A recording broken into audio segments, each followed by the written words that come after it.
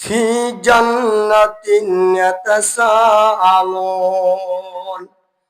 জান্নাতবাসীরা যখন জান্নাতে যাবে, আনিল মুজরিমিন, অপরাধীদের প্রশ্ন করবে, মা সালাকাকুম ফি সাকার, কেন তোমরা জাহান্নামে আসলে?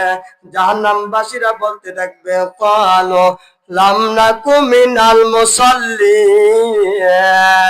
দুদকবাসীরা ডেকে ডেকে বলতে থাকবে, আমাদের এক নম্বর অপরাধ ছিল না বন্ধু, আমরা দুনিয়ার মধ্যে নামাজ ছিলাম না।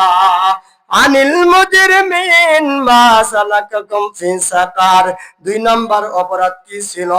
তারা বলতে থাকবে, অলাম নাকু নুতইমুল মিসকিন, দুই নম্বর অপরাধ ছিল রে, আমরা দুনিয়ার মধ্যে তো নামাজ তো পড়ি নাই। দুই নম্বর অপরাধ ছিল, আমরা দুনিয়ার মধ্যে ফকির মিসকিনদের খোঁজ খবর নাই। জাহান্নামবাসীদেরকে আবার প্রশ্ন করা হবে, ফি জান্নাতিন ইয়াতাসালুন, বেহেশতবাসীরা প্রশ্ন করবে, আনিল মুজরিমিন, তোমাদের তিন নম্বর অপরাধ কি ছিল রে?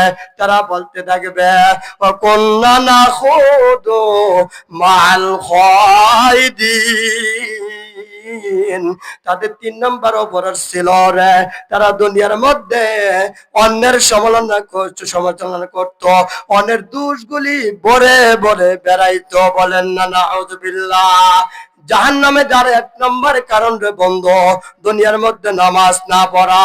দুই নম্বর কারণ, আপনি আমি ফকির মিসকিনকে খোঁজ খবর না নেওয়া।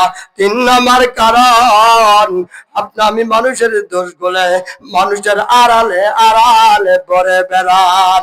এই তিনটা কাজ যার মধ্যে আছে, চার নম্বর কাজ হলো ওয়াকুন্না নুকাযযিবু বিয়াউমিদ্দিন, ওই বান্দা বিচার দিবসকে অস্বীকার করেছে, এই জন্য বান্দা নামাজ পড়ে নাই, এই জন্য বান্দা ফকির মিসকিনদের খোঁজ খবর নাই।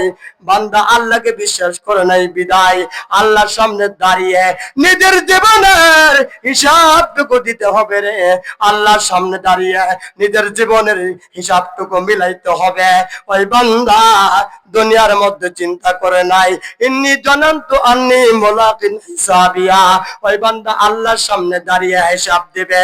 ওই বান্দা দুনিয়ার মধ্যে এই জন্যই চিন্তা করে নাই বিদায় বান্দা নামাজ পড়ে নাই, চিন্তা করে নাই বিদায় বান্দা ফকির মিসকিনদের খোঁজ খবর নাই।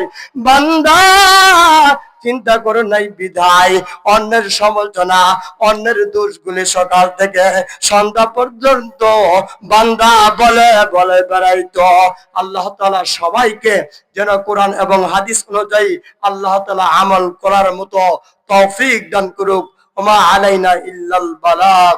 আসসালামু আলাইকুম ওয়া রাহমাতুল্লাহ।